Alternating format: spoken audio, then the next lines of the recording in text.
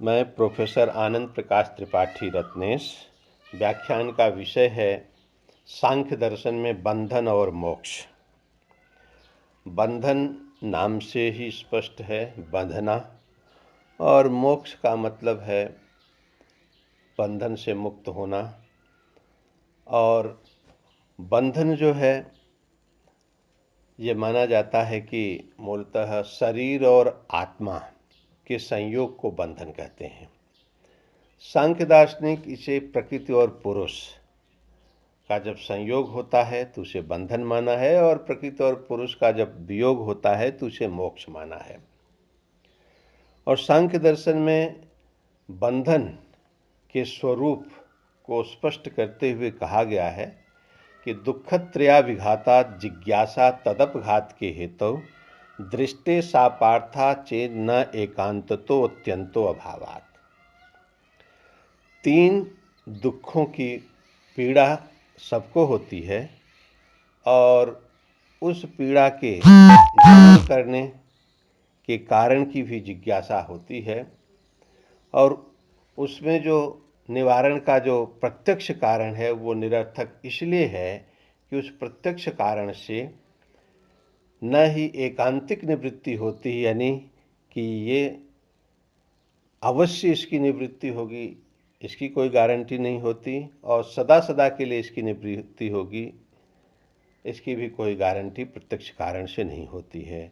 तो प्रश्न उठता है कि वो तीन दुख कौन से हैं और उनका प्रत्यक्ष निवारक कारण क्या है।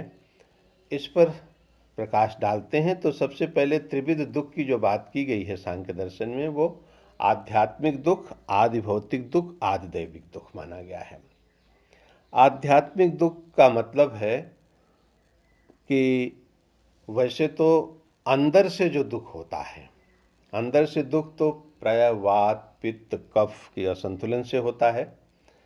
जो यहाँ आध्यात्मिक, आत्मिक का मतलब अंदर से दुख, अंदर से यानी वात, पित्त, कफ जब डिसबैलेंस होते हैं, असंतुलित होते हैं, तो जो दुख होता है वो दुख दो प्रकार का माना गया है। एक तो शारीरिक दुख होता है और एक मानसिक दुख होता है। यानी जब वात, पित्त, कफ का संतुलन शरीर में होता है तो शारीरिक दुख होता है। हम प्रायः देखते हैं कि कभी सर्दी हो जाती है, जुकाम हो जाता है, बुखार आ जाता है, पेट में दर्द हो जाता है, ये सब हमारे शरीर के अंदर वात, पित्त, कफ के असंतुलन से होते हैं, इसलिए इनको शारीरिक दुख कहा गया है। और मानसिक दुख जो है वो ये है कि हमने मन में कोई इच्छा की, उसकी पूर्ति नहीं हुई, तो हमें मानसिक दुख होता है। एक तरह से किसी चीज़ को चाहा, वो नहीं मिला, तो मानसिक दुख, मन में जो संताप होता है, जो दुख होता है, और एक तरह से तज्जनित जो रोष होता है, जो घृणा होती है, जो द्वेष होता है, ये सब जो है मानसिक दुख है। और दूसरा दुख है आदि भौतिक। आदि भौतिक यानी भौतिक पदार्थों से जो दुख होता है, भौतिक पदार्थों से दुख होता है। किसी ने हमारे शरीर पर लठ से प्रहार किया, डंडे से प्रहार किया, या सर्प के काटने से या कुत्ते के काटने से जो भौतिक पदार्थ, भौतिक व्यक्ति, इन सब के काटने से या मारने से जो कष्ट होता है वो आदि भौतिक दुख के अंतर्गत आता है। यानी इसमें किसी दूसरे के द्वारा दुख दिया जाता है। आध्यात्मिक दुख में अपने अंदर से हो रहा है, आदि भौतिक दुख में जो है किसी भौतिक सत्ता के द्वारा दुख दिया जाता है। जैसा मैंने कहा कि इसमें बिच्छू काट लिया, सर्प काट लिया, चूहे ने फसल को नुकसान पहुंचा दिया, तो ये सब दुख जो है ये आदि भौतिक दुख है। और आदि दैविक दुख उस दुख को माना गया है जो दैवी सत्ता द्वारा प्रदान किया जाता है। दैवी सत्ता, इसमें अतिवृष्टि भी आ जाती है, अनावृष्टि भी है, इसमें भूत प्रेत के द्वारा जो दुख होता है, जो सताते हैं, वो सारे दुख आदि दैविक दुख के अंतर्गत आते हैं। तो सांख्य दास जी के तीन दुखों को स्वीकार करते हैं, और अब कह रहे हैं कि दुख है तो उसे दूर करने का प्रयास होना ही चाहिए, और हम जानते हैं कि सभी दुख दूर करने का प्रयास करते हैं। तो सांख्य दार्शनिक कहते हैं कि उसमें जो दुख निवारक का पहला कारण है प्रत्यक्ष। अब प्रत्यक्ष कारण क्या है? प्राय तीनों दुखों के अलग अलग प्रत्यक्ष कारण होते हैं। अब आध्यात्मिक दुख है तो आध्यात्मिक दुख में जो शारीरिक दुख है, शारीरिक दुख, बुखार हो गया, सर्दी जुकाम हो गया, पेट दर्द हो गया, डॉक्टर के पास गए, वैद्य के पास गए, हकीम के पास गए, इलाज करवाया, दवा ली। अब वो दवा तो ली, लेकिन वो दवा कारगर होगी कि नहीं होगी इसकी कोई गारंटी नहीं होती। यानी उससे अवश्य निवृत्ति होगी, बुखार दूर ही हो जाएगा, उसकी कोई गारंटी नहीं होती, और फिर कभी बुखार नहीं आएगा इसकी भी गारंटी नहीं होती।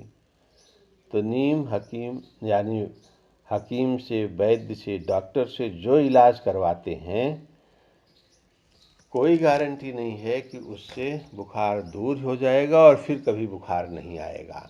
तो अवश्य वो निवृत्ति और सदा सदा के लिए निवृत्ति की कोई गारंटी नहीं होती। फिर जो है तो इसलिए कह रहे हैं कि वो निरर्थक है। ऐसे ही मानसिक दुख है। अब मानसिक दुख, मान लीजिए मन में इच्छा हुई, उस इच्छा की पूर्ति हुई। अब उस इच्छा की पूर्ति होने से हमारे इच्छा रुकेगी तो है नहीं, दूसरी इच्छा हो जाएगी, तीसरी हो जाएगी, चौथी हो जाएगी। तो इसलिए हम सदैव कष्ट की अनुभूति करते रहेंगे, और न तात्कालिक निवृत्ति हो रही, न जो है सदा सदा के लिए निवृत्ति हो रही है। इसलिए मानसिक दुख का भी प्रत्यक्ष कारण निरर्थक है। इसी तरह से आदि भौतिक दुख जो है, मान लीजिए कि अगर कुत्ते काटने से, सर्प के काटने से, या इसके डर के मारे जो है, या इनके काटने से जो भौतिक दुख हो रहा है, तो इनसे बचने के लिए हम एक सुरक्षित स्थान की खोज कर सकते हैं। सुरक्षित स्थान, जैसे राजा परीक्षित ने समुद्र के अंतर्गत अपना महल बनवाया था, तो एक सुरक्षित स्थान की खोज की थी। तो लेकिन वो सुरक्षित स्थान वास्तव में सुरक्षित रहेगा? वास्तव में उससे अवश्य निवृत्ति हो जाएगी, उससे सदा के लिए निवृत्ति हो जाएगी, इसकी कोई गारंटी नहीं होती है। तो इसलिए आदि भौतिक दुख का भी प्रत्यक्ष कारण निरर्थक है। इसी तरह से आदि दैविक दुख, अतिवृष्टि, अनावृष्टि, भूत प्रेत से बचने के लिए मंत्र अनुष्ठित अगर मुद्रिका धारण कर लेते हैं, धागा धारण कर लेते हैं, ऐसी मान्यता है। लेकिन मंत्र अनुष्ठित मुद्रिका या धागा धारण करने से हमारे दुख की अवश्यमेव निवृत्ति और आत्यंतिक निवृत्ति हो जाएगी, इस बात की कोई गारंटी नहीं होती है। इसलिए सांख्य दार्शनिक कहते हैं कि दुखों की निवृत्ति का जो प्रत्यक्ष कारण है वो निरर्थक है। तो इसका मतलब कि और दूसरा कारण भी हो सकता है। तो सांख्य दार्शनिक कहते हैं दृष्टवदानुश्रविकः सह्य विशुद्धिक्षयातिशय युक्तः तद विपरीत श्रेयान व्यक्ता व्यक्तज्ञ विज्ञानात्। तो इसलिए वो कह रहे हैं कि प्रत्यक्ष कारण के अतिरिक्त दूसरा निवारक कारण जो है अनुश्रविक है, यानी श्रुत कारण है। लेकिन ये श्रुत कारण क्या है? तो श्रुत कारण के बारे में कह रहे हैं कि जैसे सुना गया कारण है कि स्वर्ग कामो यजेत, यानी स्वर्ग की कामना के लिए यज्ञ करना चाहिए, और यज्ञ करने से जो पुण्य मिलेगा उस पुण्य से स्वर्ग की प्राप्ति होगी। लेकिन ये श्रुत कारण भी दृष्टवदा, यानी प्रत्यक्ष कारण की तरह निरर्थक है। क्यों निरर्थक है? क्योंकि इसमें जो है कह रहे हैं कि 3 दोष है। कौन कौन से?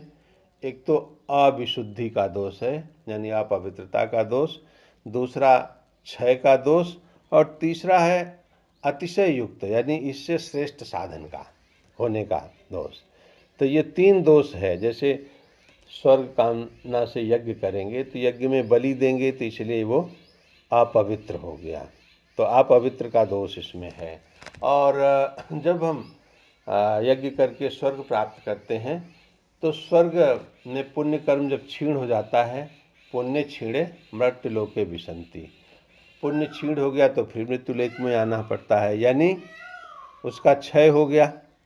जो हमें स्वर्ग मिला था, स्वर्ग का क्षय हो गया, तो अनुश्रविक कारण में ये भी दोष है, इसके द्वारा जो मिलता है वो क्षय भी होता है, तो वो सदा सदा के लिए नहीं होता।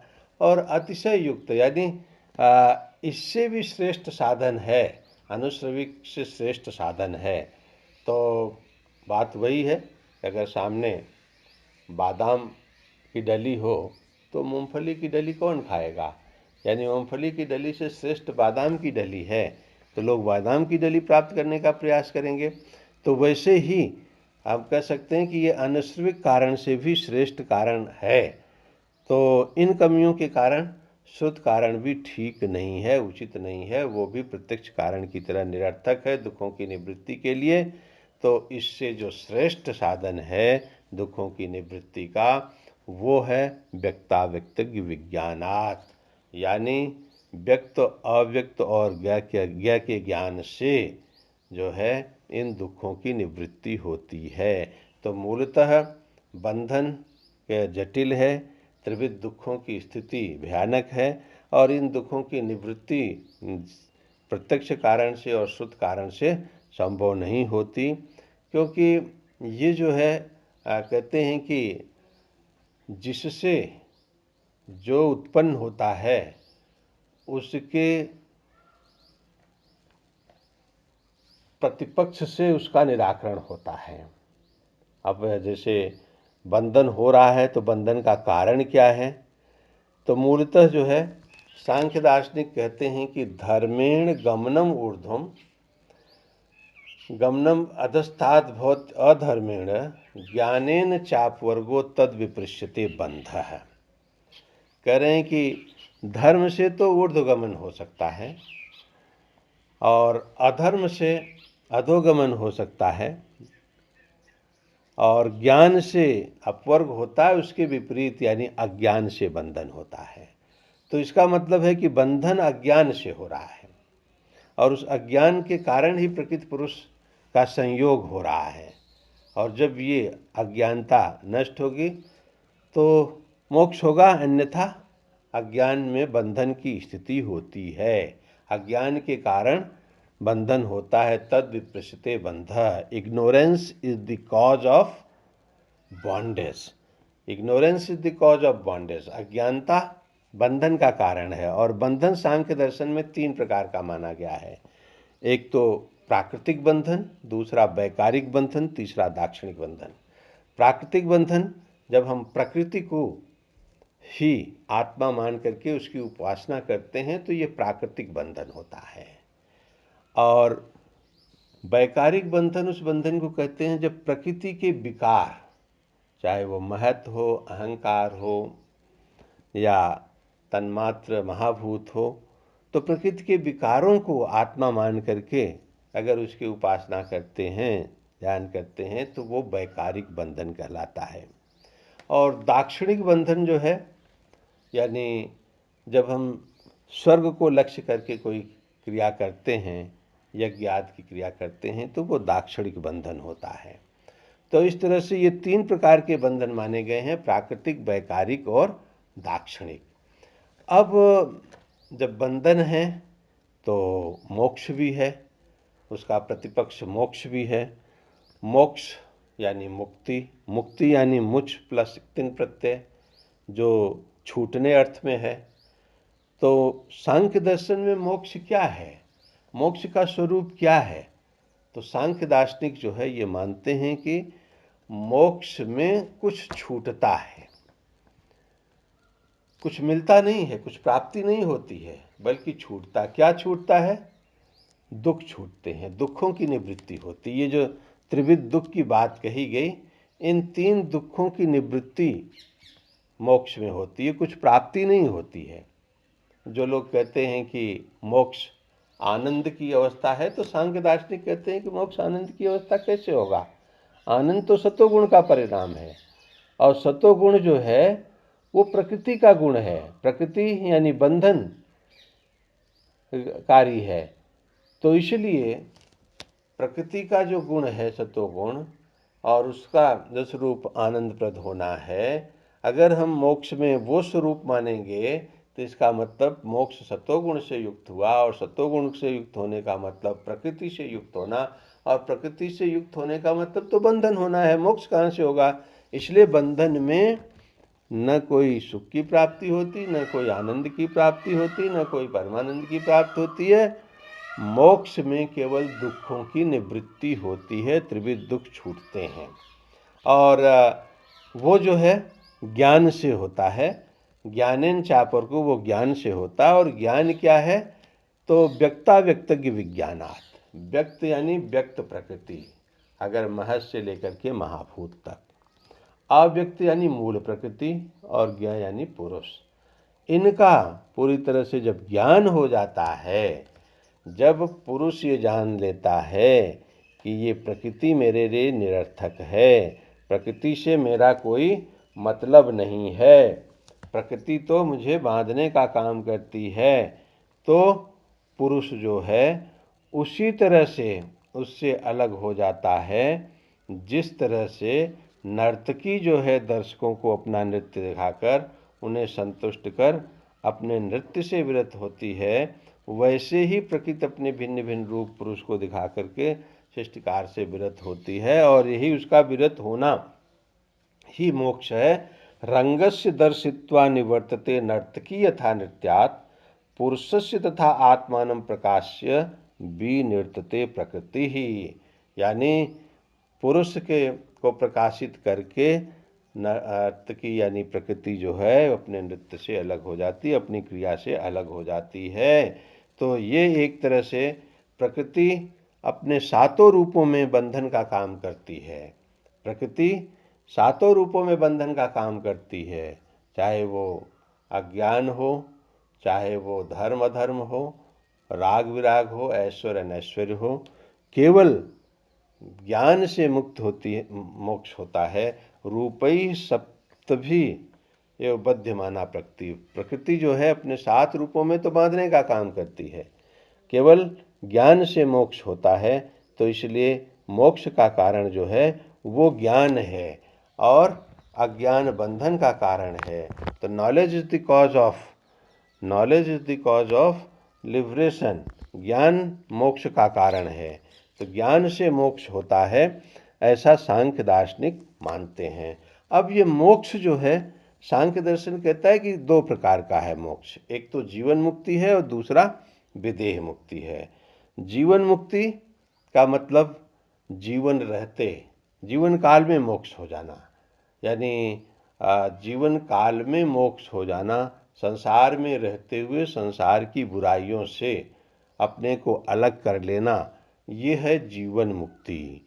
और उसके पश्चात जब शरीर से भी मुक्त हो जाते हैं तो वो विदेह मुक्ति कहलाता है। और सांख्य दार्शनिक जो है इसके लिए उदाहरण देते हैं कि जैसे कुम्हार का चाक है, कुम्हार जब चाक चलाता है तो वो चाक चला के थोड़ी देर बाद छोड़ देता है, लेकिन वो चाक जो है वो चलता रहता है, वो चलता रहता है, और तब तक चलता रहता है अपने पूर्व वेग के कारण वो चलता रहता है।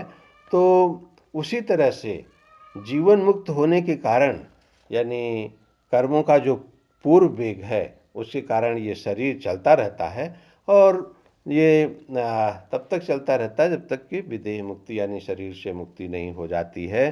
तो इसका मतलब जीवन मुक्ति संसार में रहते हुए जो संसार से अनासक्त भाव है वो जीवन मुक्ति है, और विदेह मुक्ति जब हम शरीर से भी मुक्त हो जाते हैं तब वो विदेह मुक्ति कहलाता है। इस प्रकार सांख्य दर्शन में जीवन मुक्ति और विदेह मुक्ति माना गया है। और अब जहाँ तक मुक्ति के साधन, मोक्ष के जो साधन हैं, तो जैसा बताया गया कि वही व्यक्ता व्यक्तज्ञ विज्ञानात्, ये जो है मोक्ष के साधन हैं, अर्थात ज्ञान जो है मोक्ष का साधन है, ज्ञान से मोक्ष होता है।